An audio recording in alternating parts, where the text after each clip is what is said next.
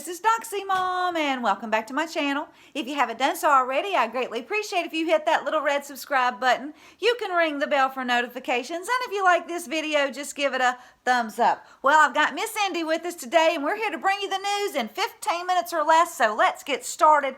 And guys, I just first wanted to start out by saying thank you to all my wonderful subscribers, your kind comments. Just thank you from the bottom of my heart, because people like Libby V and Mike Newhouse and Pam7601, David the Rock, Tom's Girl, Plastic Surgeon, Levita Broadhurst, and so many of you that take just a few extra minutes of your day to leave a nice comment. Well, guys, that just means the world to me. So I just wanted to start out by saying thank you, thank you, thank you.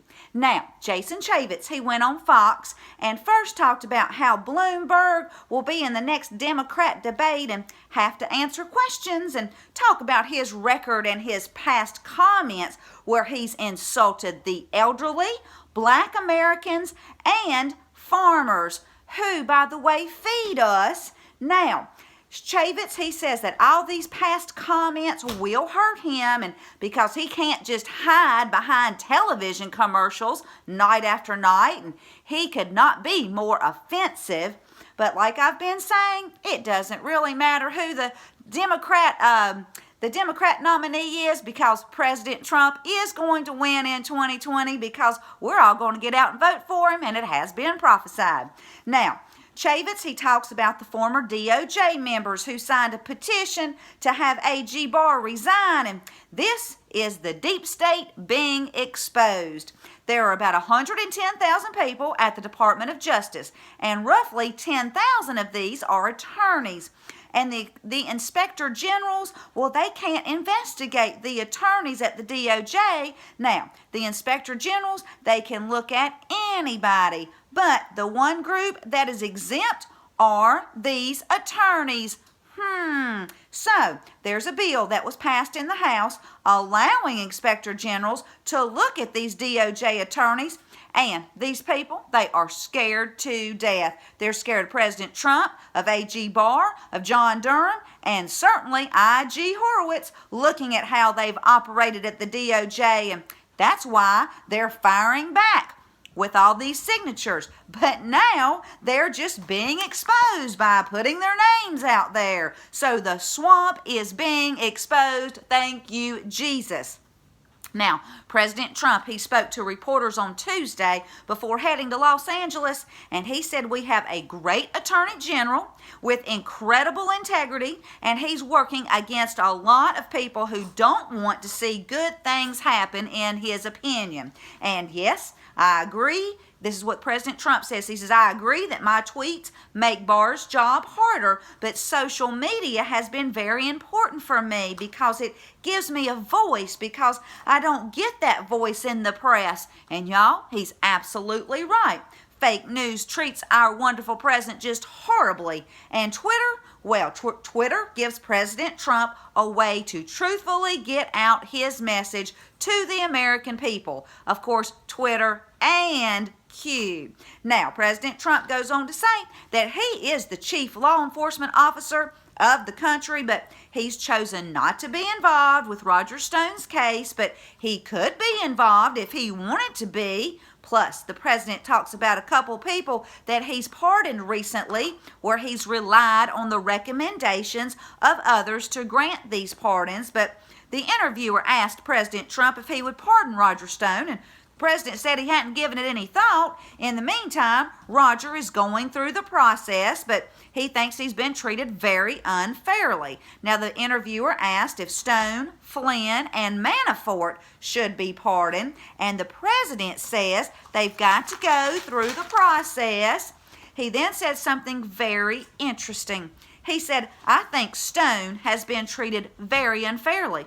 I think Flynn has been treated very unfairly. I think a lot of people have been treated very unfairly.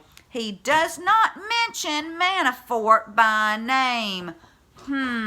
So we'll just have to wait and see what happens there. But President Trump, he brings up the Mueller scam again and says it was started illegally. It was started by abuse. they used that phony dossier and went into the FISA courts, and they did a lot of bad things. So you see how President Trump keeps bringing this up, and he's preparing people for what's coming. Now, President Trump ends this interview by saying that he knows who Anonymous is. And you know Anonymous, he's referring to that anti-Trump leaker who's currently working on an anti-Trump book to smear our wonderful president. Now, some suspect that Anonymous is this Victoria Coates. She was with the National Security Council, but she was escorted out of the White House yesterday. Not quite sure where they're taking her, or if they're moving her or firing her or what. At that point last night when I was researching this, I didn't have any more information, and I'll leave the Gateway Pundit article that is saying this about this Victoria Coates.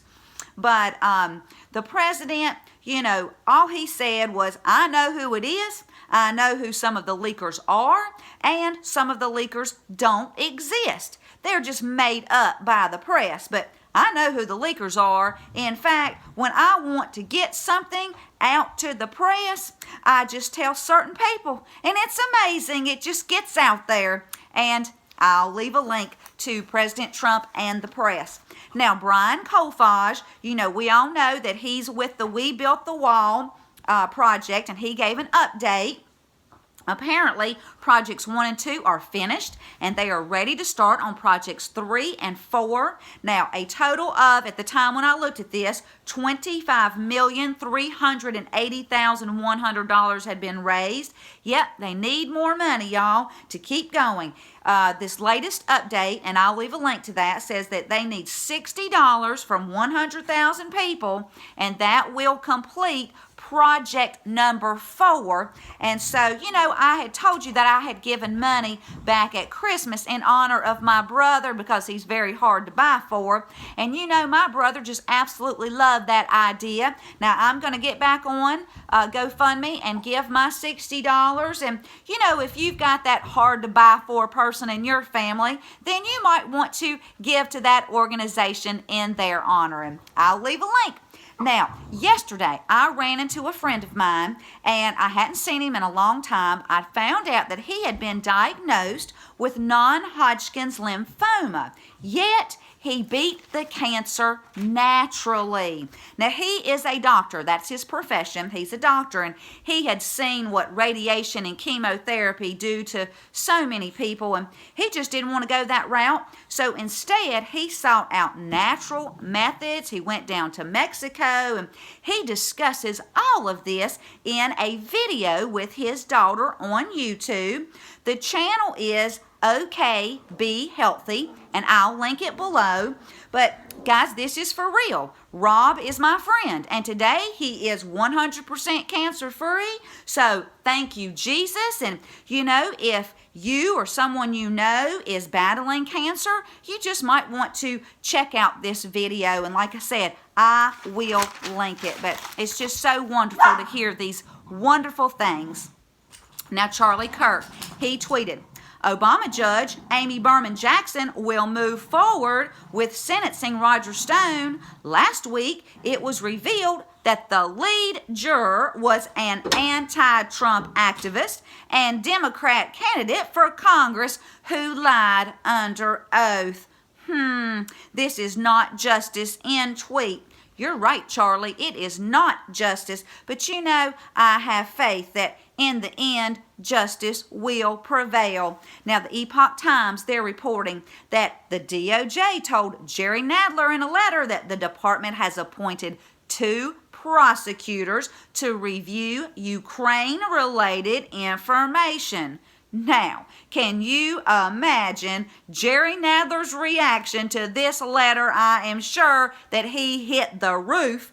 Anyway, AG Barr confirmed on February 10th that the DOJ has established an intake process to review Ukraine-related information submitted by individuals in order to assess its source and credibility. Now, Lindsey Graham, he told Face the Nation that one of the reasons this process was created was to allow Rudy Giuliani to submit information he has collected in Ukraine on Joe and Hunter Biden. So, the material can be vetted. Can you see why Nadler is so upset? Because he knows that Rudy has the real story of the money laundering and the crimes that the deep state has committed in Ukraine. And I'll leave a link, and I'm going to leave you with Titus chapter 1, verses 10 through 16 that say, "For there are many rebellious people full of meaningless talk and deception, especially those of the circumcision group. They must be silenced because they are disrupting whole households by teaching things they ought not to teach, and that for the sake of dishonest gain. One of Crete's own prophets has said it. Cretans are always liars, evil brutes, lazy gluttons. This saying is true. Therefore rebuke them sharply, so that they will be sound in the faith and will pay no attention to Jewish myths or to the merely human commands of those who reject the truth. To the pure, all things are pure, but to those who are corrupted and do not believe, nothing is pure. In fact, both their minds and consciences are corrupted. They claim to know God, but by their actions they deny Him. They are detestable, disobedient, and unfit for doing anything good." Well, if you like this video, please give it a thumbs up. Thank you so much for tuning in. And until next time, this is Doxy Mom, and God bless you all.